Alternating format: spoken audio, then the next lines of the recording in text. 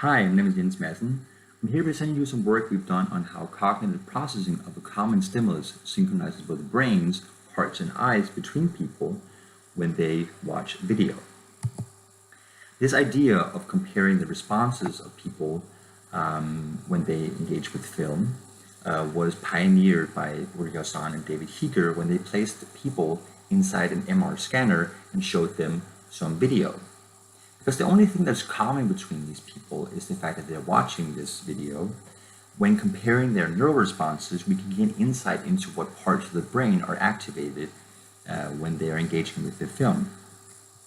And the same idea has led people to both compare physiological, neural, and behavioral signals when they're engaged with the stimuli.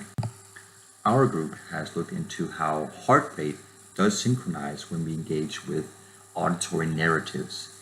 In fact, our heart rates, the synchronization of our heart rate is both predictive of memory and is modulated by attention. When we watch film, we can also observe people's gaze position.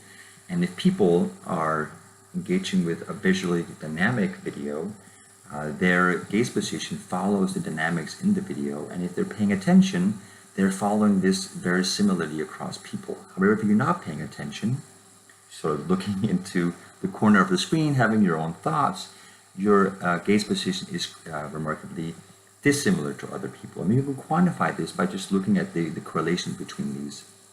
And we can see here that the intersubject correlation of this the yellow and the brown are in fact really, really high. And so if we give people a test afterwards and test them how much they remember of the video, they also score high on this test. However, the person that didn't follow dynamics, which didn't pay attention, do quite poorly on this test. Right? And so we have this evidence of both heart rate, we have neural activity, we have gaze position that's synchronizing. And it's not entirely clear what is the cause of this synchronization. We believe that cognitive processing of a common stimulus is what is modulating IC. And here we can see that if we have a video and two people are watching this and cognitively processing the stimulus, meaning they're actively exploring and thinking about this content, then they will have neural responses that are synchronizing between people. And the same thing with their eye position, their heart rate, and potentially other signals as well.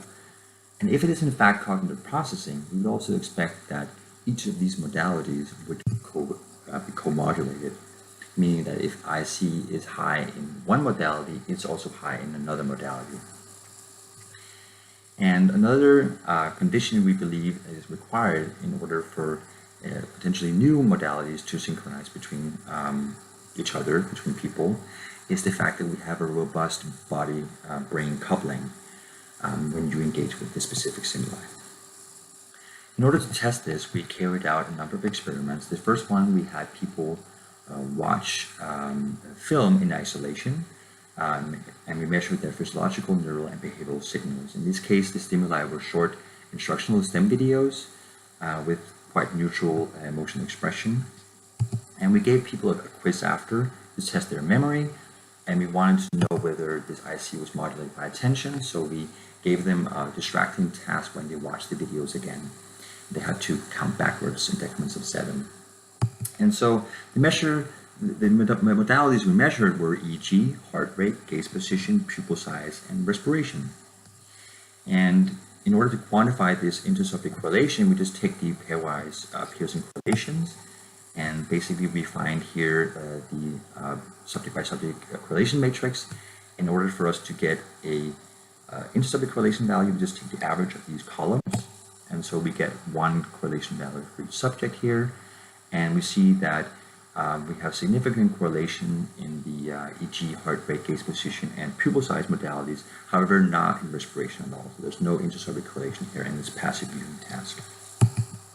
We can compare these IC modalities between each other. Here we have IC by IC, and each dot here is a subject, and you can see IC of EEG is in fact correlated with the IC of heart rate, gaze position, and pupil size, but not respiration, which we didn't find meaningfully correlated to begin with anyway.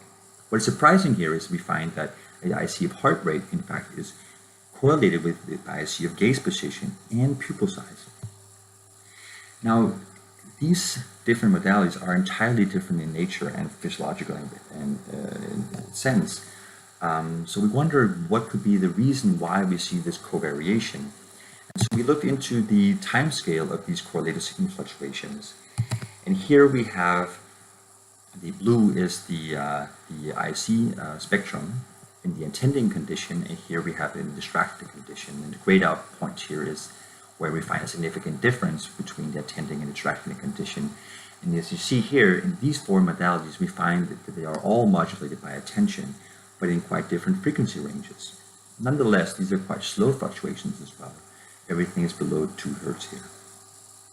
Also, the power spectrum is entirely different nature. So it's really fascinating that these things, these modalities are in fact covariant. We also find that each of these modalities are predictive of memory, however not respiration. And so if you look into each of these modalities and find out what is the common factor that is driving this, we can use principal component analysis to find what it is that the common factor is.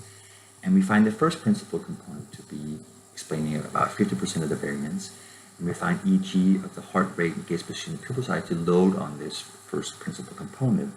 And in fact, this first principal component is predictive of memory. So we see that this is a really good indicator that in fact we are seeing that cognitive processing is what is driving this intersubject correlation. Thank you so much. If you want to read more about this, you can check out the preprint, you can check my blog, shoot me an email, follow me on Twitter, or just say hi on Discord.